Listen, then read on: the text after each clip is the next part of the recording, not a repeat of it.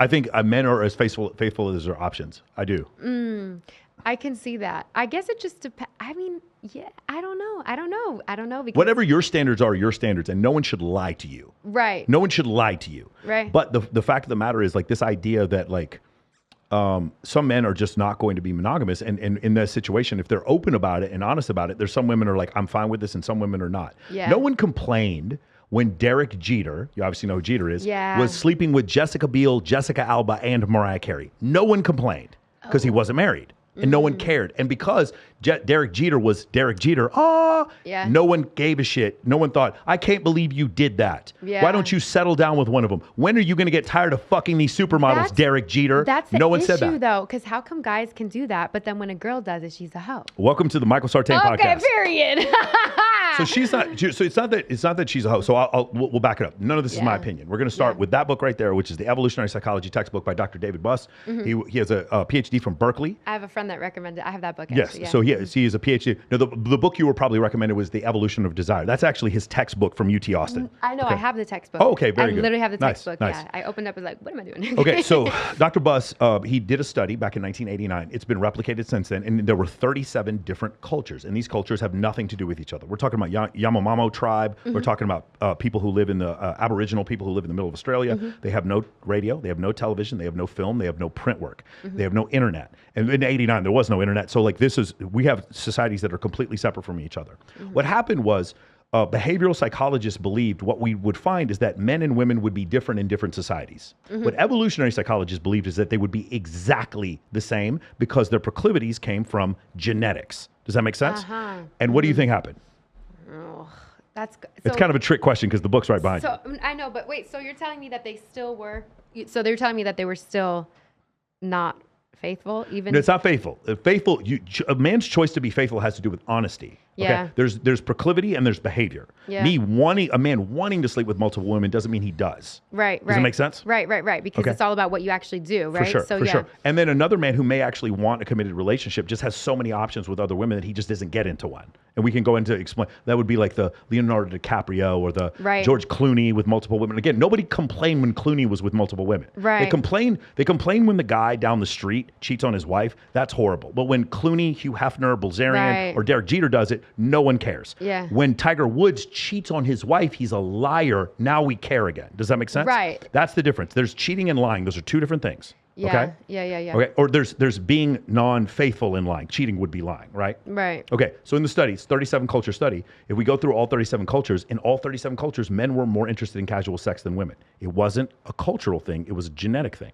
Okay. Oh. Women were always interested in men who were taller than them in all 37 cultures. Men preferred a hip to waist ratio of 0.72. Women preferred a shoulder to waist ratio in men of 1.65 to 1. Interesting. In all these cultures. Yes. In all of these cultures, in every single one of them, when women were asked, do you care about how many women a man has slept with? Very, very little attribution was given to that. And they said, do you think it's strange if a man is in his mid-20s and is a virgin? And all of them said, yes, that is strange. When the contrapositive was asked, when they asked the opposite to the men, do you care about how many men a woman has slept with? All of them said yes, in all 37 cultures.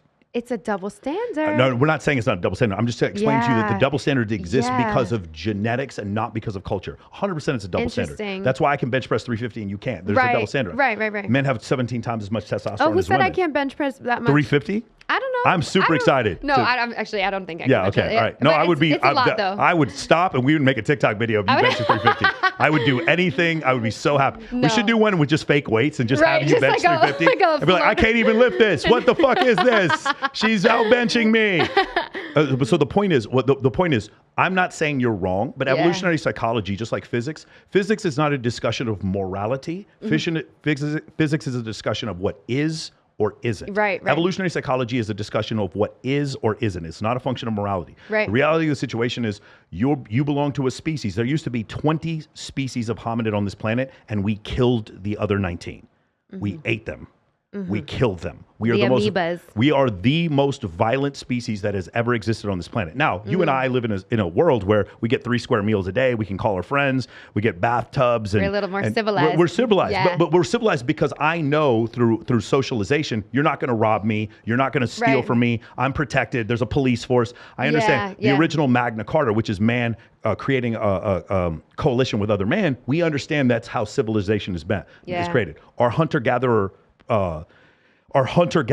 ancestors weren't like that. Right. So you know what sociopaths are, right? Yes. How does something as horrible as that exist? And the answer is Genetics. Is genetics. Well, the Yeah. answer correct. So sociopathy normally distributes throughout every population. So why would something like that exist? And the answer is because there had to be someone in the tribe who's willing to sneak into another tribe and bash everybody's heads in the Right. middle of the night and not have nightmares about it. Yeah. And you say, today, it's a complete evolutionary mismatch. We don't need sociopaths now, but Right. we needed them back then, and that's why they still exist. Does that make sense? Exactly. So you can have a predisposition to a certain genetic, trait. Correct. Because of your ancestors. Correct. Yeah. So if all 37 of these cultures where men cared more about a woman's body count than women cared about men, Mm-hmm. and in fact, there were certain differences. Like for instance, virginity is one where there a great difference. In Poland, Sweden, Finland, and Norway, virginity was not really.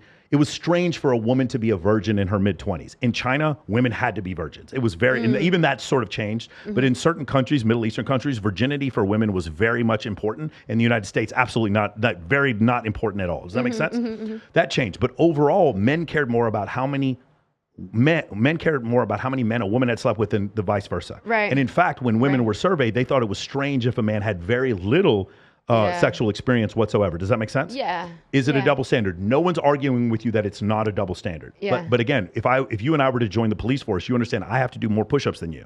Right. There already is a double standard when it comes to us like joining different forces. right? Yeah. But so I don't even think that's the issue. I think it comes down to the issue when you look at if we're talking about cheating or whatever, right? Because it's like, okay, if you have a body count, okay, that could have Yeah. been in your past. But if you're with somebody now and then they're with XYZ at the same time. Hold on, but when you say somebody, we have to say a male somebody or a female somebody because it is different. So I'll give you another study. Really great. His most recent book is called When Men Behave Badly, and in the book he talks about when men cheat in a relationship and when women cheat. When men cheat and men who don't cheat, they report the same level of satisfaction in a marriage. Men who are cheating on their wives still love their wives. There is no correlation Yeah. between cheating and loving on your wife. Yeah. When women cheat, 78% of the time they report lower satisfaction in the marriage when they cheat versus when they don't. Because it's an emotional Yes. type of a thing. And Yeah. 83% of the time, women fall in love with their affair partner.